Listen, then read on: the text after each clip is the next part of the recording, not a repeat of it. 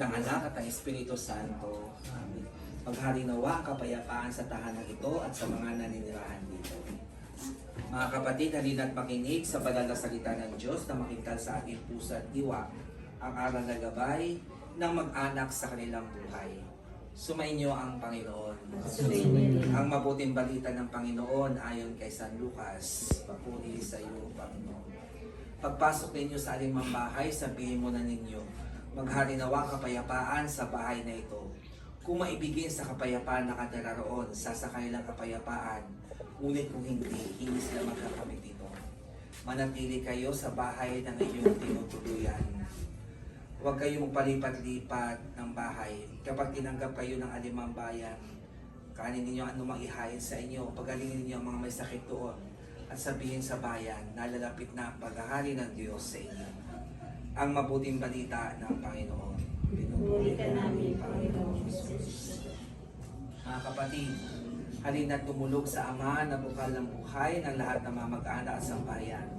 Ang ating tutugon sapagkat lubha kang maawain. Ulitin natin. Sapagkat lubha kang maawain. Amang mapagmahal, lobin mong pamayanihan ng tapat na pagmamahalan ang tahanang ito. Inululuhog namin tugon. Amang mapagkalingan, lobin mong maging bukas palad kami lagi sa mga kapuspalan, dukha at sabihin. Iniluluhog namin tugon. Amang may kapal, lobin mo maging masigasig kami sa pagpapalaganap ng iyong paghahari. Iniluluhog namin tugon. Aming Ama, sa iyong kagandahan loob, binigay mo sa amin na iyong buhay pagmamahal. Tangkilikin mo ang iyong namimintong angkan, niyamay ikaw pinagmumula ng kanilang mabuting pagsasamahan. Iniluluhog namin ito sa pamamagitan ni Jesucristo, kasama ng Espiritu Santo, magpa sa walang hanggan.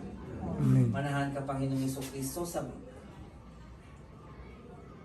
sa pili naman nagpapasinaya sa tahanan na ito at humihiling ng pagbabasbas sa iyo, upang sa paglagi rito ay kanilang madama ang iyong pagkupkop, at upang sa paglabas dito ay kanilang makamit ang iyong pagtataguyod, at upang sa pagpasok dito ay hanggang tanay sumapit sa iyong inihandang tahanan sa maligayang pagpisan sa iyong Ama sa kalangitan.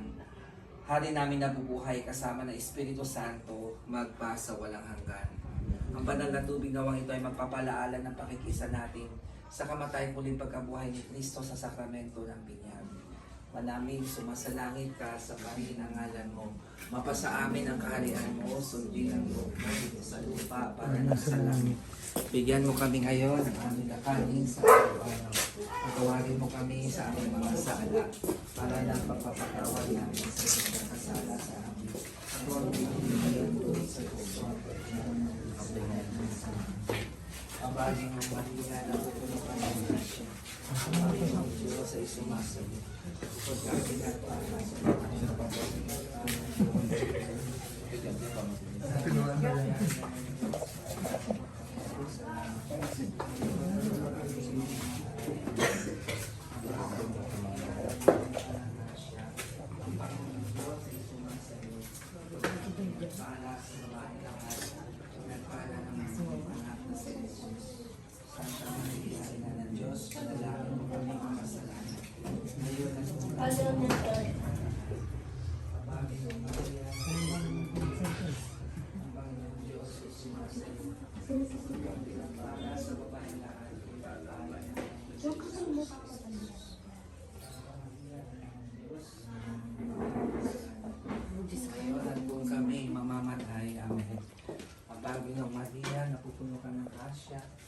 ang Panginoon Diyos ay sumasayo.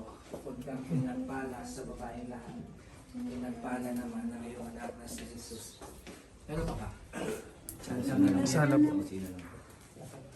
May taas pa ba? Wala. Panginoon Diyos, panalangin mo kami makasalanan. Ngayon ang kung kami mamamatay. Amen. Wala natin sa Ama, sa Anak, sa Espiritu Santo. Kapanan ng sa unang una, ngayon magpakailanman, magpasawalang hanggan. Amen. Ang kapayapaang kaloob ni Kristo ay maghari nawa sa ating puso at ang salita ni Kristo ay manahalubusan sa ating kalooban upang anuman ang ating ganapin sa salita o gawa ay mangyaring lahat Sa ngalan ng Panginoon, ngayon at magpasa walang hanggan. Sumainyo ang Panginoon at ang pagpapala ng makapangyarihan Diyos, Ama, Anak, na Espiritu Santo ay manaw-nawa at mamalagi sa inyo, magpasa walang hanggan. Amen. So God bless po sa inyo. So God bless po and congratulations po.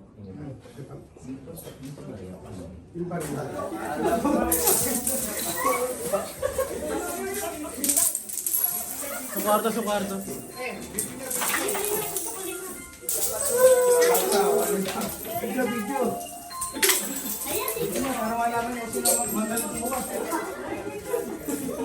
Bye,